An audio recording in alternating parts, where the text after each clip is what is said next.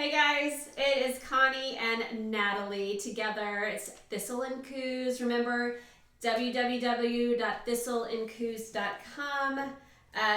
Today, or this little vlog, is about how do you unplug? How do we put our phone away, turn the TV off, and just enjoy, especially when you're traveling. At home, we naturally, I myself will have the TV on or music on for background noise. And it's just one of those that then what I've noticed about myself is when I travel, I actually don't miss the TV. In fact, it's probably why I am okay with spending less on where I'm going to stay.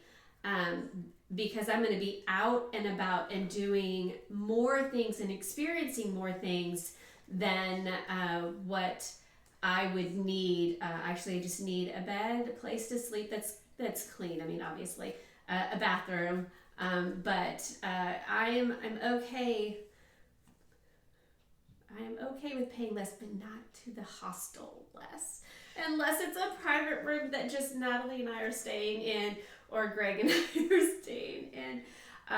If you're wondering why, we have a blog, I believe, that talks about our experience in hostels. We've had some doozies. But anyway, just that unplug. So like with your phone, pictures great, absolutely. But sometimes, just put the phone in your pocket and just see an experience. I'm always amazed at when people are at concerts and they just have their phone up. So you're missing the full effect of everything because you have your phone up for the tour, and you're not getting to see all of it. With the TV, that is my challenge for you on your next trip, to leave the TV off. Yeah, the things are still going to happen. It'll be okay. You'll be fine without it. You'll probably see it on Facebook when you check your social media anyway. But yeah, turn the TV off and just be ready for whatever's going to happen. And I say that even with plans. Be flexible with just being like, okay, so that didn't work. I missed that bus or that train. All right, rather than getting angry, frustrated, just go, all right, obviously there was a reason. So what's next? What can I do to get to wherever I need to? And I'm a hothead, so I get it. I get frustrated with myself because I tend to be a little OCD type A. So I get it. So that's why that unplugging is extremely, extremely important. Leave the TV off. Music, we've done where we've listened to music, but sometimes just, I think talking when, we've talked about it before, when we took our kids and we flew to Edinburgh and to Dublin. Now, granted, they were young teenagers, were like 16. I think Parker would have been 17. And, how they are like, oh, I gotta have my phone. I'm obsessed with my phone. What was so amazing is that, granted, they took beautiful pictures, but they didn't have Wi-Fi until we got back to our rooms. And so they had to go the entire day without using their phones. So it was actually quite nice when we would sit down to eat, because I was like, oh my God, you have eyeballs. I actually can see you because your face isn't in your phone. And it was nice. So even when we got back to the rooms, there's a TV in the room. They didn't turn the TV on. They did connect, obviously to the social media, but their decompression, movies, music, whatever. But it wasn't like they had to have the phone. And I was worried about that being a potential issue. Nope, not at all. It was nice because we were able to connect and actually kind of come back together as a family, because when you're at home, everybody's schedules are different and we're busy and running here and there. And it's just nice to be with who you're traveling with and be present. I think that's the biggest life lesson is be present. Experience it. It's your experience. It's your time. You're going to have a picture, but sometimes like a postcard or something you wrote down in a notebook or a journal, sometimes that's more important than the video that now is 3 years saved on Google Photos that you're not ever going to watch again. And I just think that that's more valuable. A journal, I would love to have a journal like with my grandmother traveled and wrote. I just think that that would be an amazing treasure to have. My cell phone, they're probably not going to want to scroll through my pictures. Just, no, not really. Do you want to add anything? I really like the fact that, when I traveled solo, you could have easily distracted yourself with TV because I didn't have anybody to talk to. So I made, like my phone calls here and there, video chats, that is. But most of the time I sat out on the balcony and I'd have, a glass of wine or whatever. It was so peaceful. And one of the things that I started researching before going on the trip is Hygge, Hygge, which is, I believe it's based out of Denmark, and it means comfort. What brings you comfort? If you think about like it's a cold, rainy day and you might want to get under a warm, cozy blanket and have the fireplace on and eat stew and you're just cozy and it's that warm, fuzzy feeling.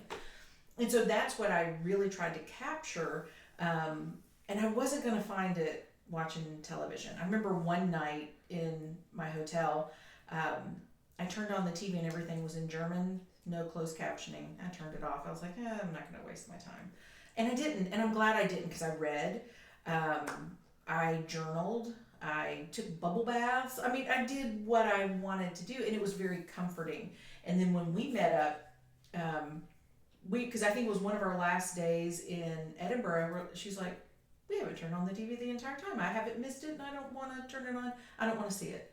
I was like, yeah, I've never even, it's there on the wall. I've never, I don't think the whole time that we've ever traveled together, we've never turned on the television. No. Ever. Mm-hmm. Why? Like, I can watch the movies when I'm on the plane or sleep. I normally sleep when I come back on the plane.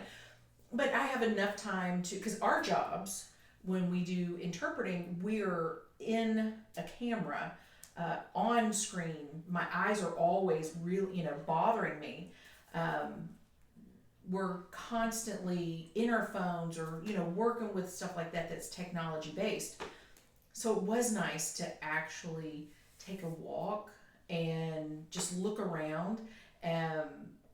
You can take your pictures and stuff like that, but there is an importance for unplugging and being present, being there, listening to the sounds, taking in everything, because that's what your memory is going to be of. It's great to have the pictures, the videos, because it's fun, but to actually be in the moment of where you are, like what you're thinking, what you're feeling, and you write it down.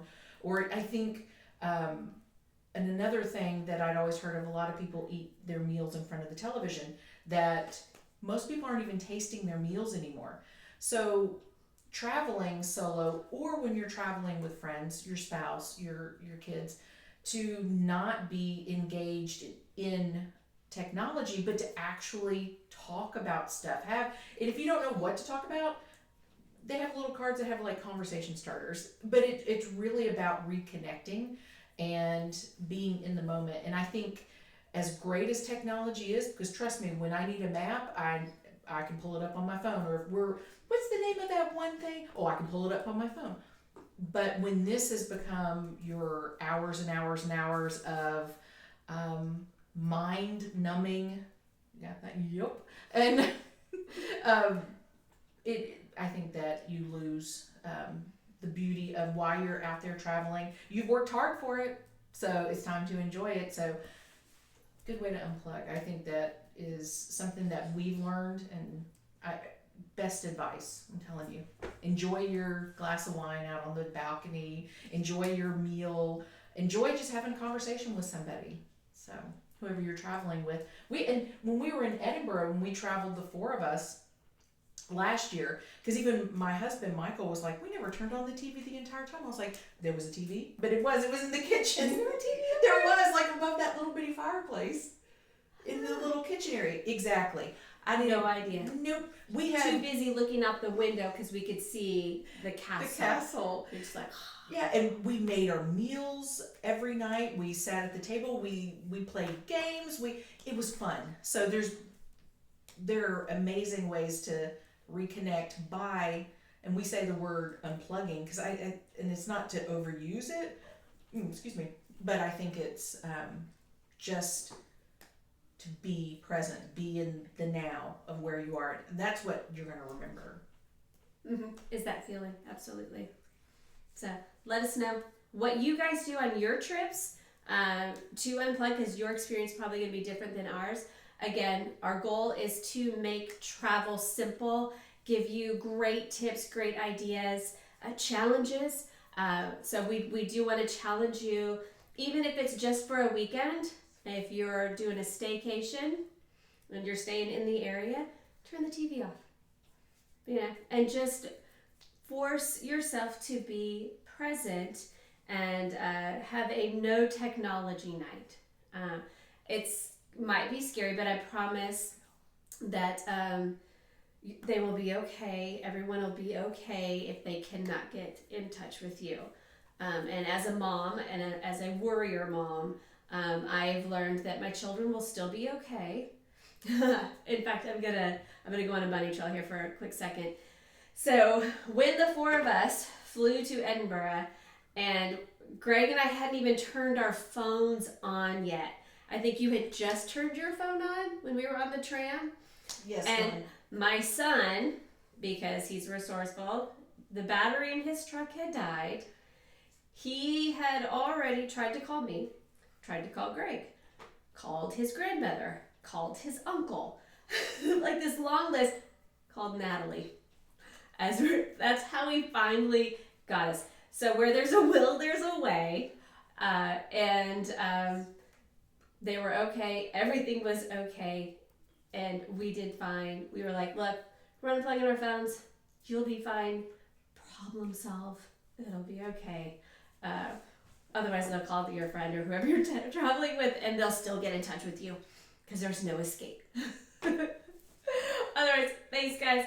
And remember, www.thistlesandcoos.com. I almost forgot that part. Send us a message. Hit us up on Facebook, Instagram, all the good things. Talk to you later. Bye.